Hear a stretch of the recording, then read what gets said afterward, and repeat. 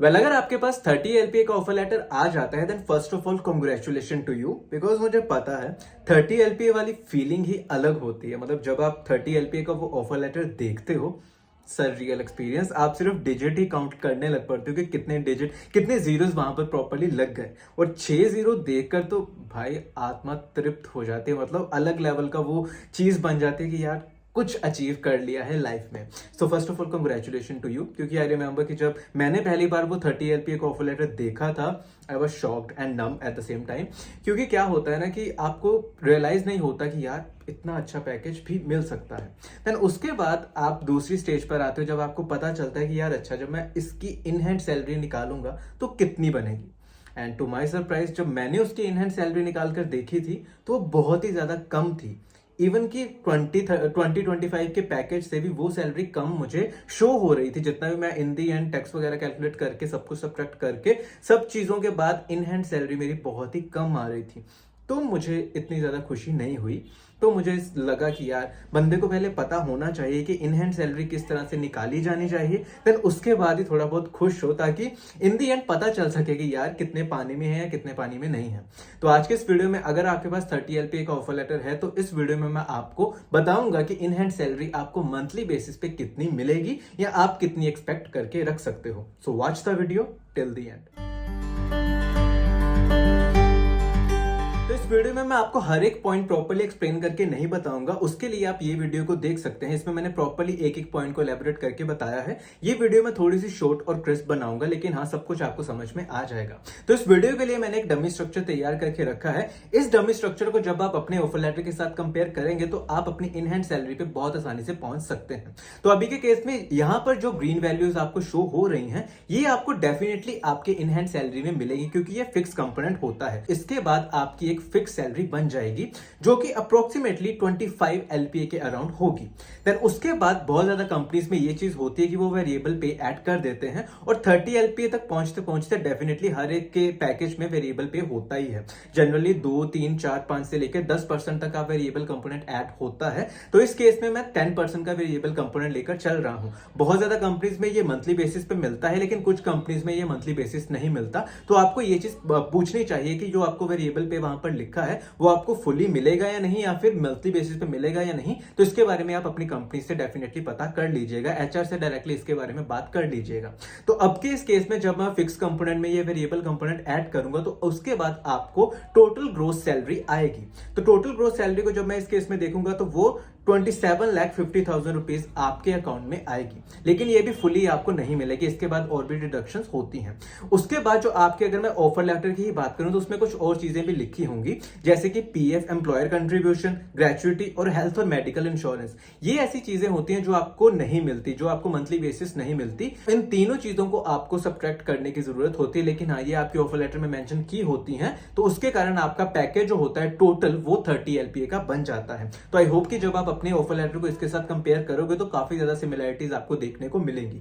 अब बात करते हैं टैक्सेबल इनकम के बारे में, क्योंकि जो भी आपका टोटल सैलरी यानी कि टोटल सीटीसी होता है 30 एलपीए का, टोटल उस पूरे के पूरे अमाउंट पे आपका टैक्स नहीं डिडक्ट होता। उनमें से कुछ ही अमाउंट होता है जिस पर आपका टैक्स लगता है, जो कि डिडक्ट होता है। तो जैसा कि आप इस स्क्रीन पर देख रहे हैं कि सबसे पहले आपकी जो टोटल ग्रोस सैलरी होगी उसी में से आपके बाकी के कंपोनेंट सब्ट्रैक्ट होंगे, जैसे कि एचआरए या एलटीए हो गया, स्टैंडर्ड डिडक्शन होगी, डिडक्शन अंडर 80सी हो गया, डिडक्शन अंडर 80सीसी हो गया, डिडक्शन अंडर सेक्शन 80D हो गया।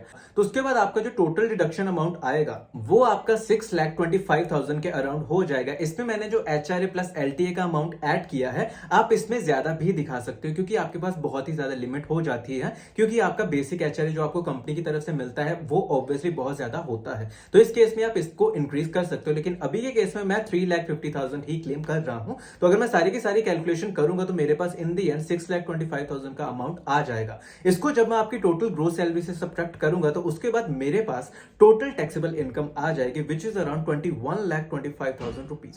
अब ये जो आपके पास टोटल टैक्सेबल इनकम आई है, इसी पर ही आपका टैक्स सब्ट्रैक्ट किया जाएगा। उसके लिए टैक्स स्लैब्स कुछ बनी होती है, जैसा कि आप यहाँ पर देख रहे हैं। सबसे पहली स्लैब होती है अप टू 2.5 लाख, जिस पर आपको कोई भी टैक्स नहीं लगता। देन उसके बाद 2.5 लाख से 5 लाख के बीच आपको 5% का टैक्स लगता है। देन उसके बाद 5 से 10 के बीच 20% का।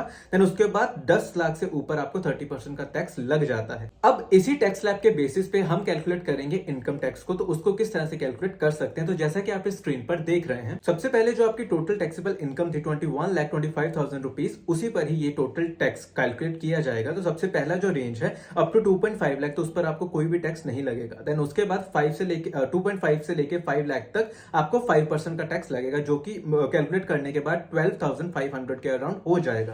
देन उसके बाद 5 से 10 एलपीए के बीच में आपको 20% का टैक्स देना पड़ेगा, जो कि अराउंड 1 लाख हो जाएगा। और उसके बाद 10 लाख से ऊपर जितनी भी आपका अमाउंट बनेगा वो उसका 30% आपको डिडक्ट करना पड़ेगा। इस केस में जब हम कैलकुलेट करेंगे then it will be around 3,37,500 rupees.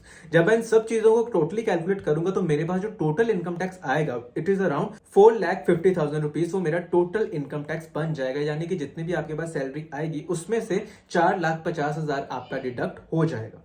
अब बात करते हैं इनहैंस सैलरी के बारे में। तो जितना भी आपका टोटल फिक्स कंपोनेंट बनता है, अभी के केस में मैं ये अज्यूम करके चल रहा हूं कि आपको वेरिएबल कंपोनेंट मंथली बेसिस नहीं मिलेगा, तो जो भी आपका फिक्स कंपोनेंट था यानी कि 25 लाख, उस पर आपके बाकी की सारी डिडक्शंस हो जाएंगे, यानी कि इनकम टैक्स डिडक्ट होगा, पीएफ एम्प्लॉय कंट्रीब्यूशन डिडक्ट होगा और उसके अलावा प्रोफेशनल टैक्स डिडक्ट होगा। इसमें आपको ये चीज बता दूं कि जो आपके ऑफर लेटर पर एम्प्लॉय कंट्रीब्यूशन मेंशन किया होता है पीएफ का, वो सिर्फ और सिर्फ एम्प्लॉयर का ही मेंशन किया होता है। उसके अलावा आपको पता होना चाहिए कि इसी में से पीएफ एम्प्लॉय कंट्रीब्यूशन भी डिडक्ट होगा, जो कि डायरेक्टली आपके पीएफ अकाउंट में सारा का सारा अमाउंट जाता रहेगा, जिसको आप कुछ सालों के बाद निकाल सकते हो। लेकिन अभी के केस में आपको ये इन हैंड के रूप में नहीं मिलेगा। तो अब मैं अगर इन सब चीजों को कैलकुलेट करूंगा तो आपके पास जो इन दी एंड पर मंथली बेसिस सैलरी आएगी वो होगी 1,57,633 रुपीज। लेकिन अब मैं अगर इसी में ही आपका वेरिएबल पे भी ऐड करके रख दूं, यानी कि अगर आपकी कंपनी ने कह दिया कि आपको वेरिएबल पे भी मंथली बेसिस मिलेगा, तो आपकी यही सैलरी 1,78,466 रुपीज हो जाएगी। ये अमाउंट आपको मंथली बेसिस पे मिल जाएगा। लेकिन अब एक ऐसे केस के बारे में बात करते हैं कि बहुत ज्यादा एम्प्लॉयज ऐसे होते हैं जो कहते हैं कि हम कुछ भी डिक्लेयर नहीं करेंगे और इन दी एंड जब आईटीआर फिल करेंगे तो वो सारी की सारी चीजें रिटर्न में भर लेंगे ताकि हमें बाद में वो सब चीजें मिल जाएं। तो उस केस में मान लो कि अगर आपने कुछ भी डिक्लेरेशन नहीं की होगी, आपने कोई भी एचआरए फिल नहीं किया या फिर आपने कोई भी डिडक्शन नहीं ली, तो उस केस में आपकी सैलरी कितनी होगी। तो जैसा कि आप ये डिडक्शन वाले कॉलम में देख रहे हैं कि जिसपे मैंने टैक्सेबल इनकम कैलकुलेट की है, इसमें आपने अगर एचआरए कोई भी क्लेम नहीं किया होगा तो वो 0 हो जाएगा। स्टैंडर्ड डिडक्शन तो सबके लिए होती है जो कि 50,000 बनेगी। उसके बाद जो डिडक्शन अंडर एटीसी होगी, यानी कि जो आपका पीएफ अमाउंट जो कटता है, वो अगर आपका मैक्सिमम लिमिट उसकी 1,50,000 होती है तो ये यहां पर आ जाएगी, क्योंकि आपका जो अमाउंट है वो इससे ज्यादा ही कट रहा होता है। उसके अलावा जो डिडक्शन अंडर 80CCD और 80D है उस पर 0 अमाउंट आएगा। तो ये आपकी टोटल डिडक्शन हो जाएगी 2 लाख के अराउंड, जिसको आप कैलकुलेट करेंगे तो इन दी एंड आपका जो टोटल टैक्सेबल इनकम बनेगा वो होगा 25,50,000 रुपीज। तो अब इसके बेसिस पे जो आपकी टोटल सैलरी कैलकुलेट होगी पर मंथली बेसिस, अगर आपका वेरिएबल पे नहीं होगा तो वो होगी 1,47,008 रुपीज, और अगर आपका वेरिएबल पे भी ऐड होगा then it will be around 1,67,841 rupees.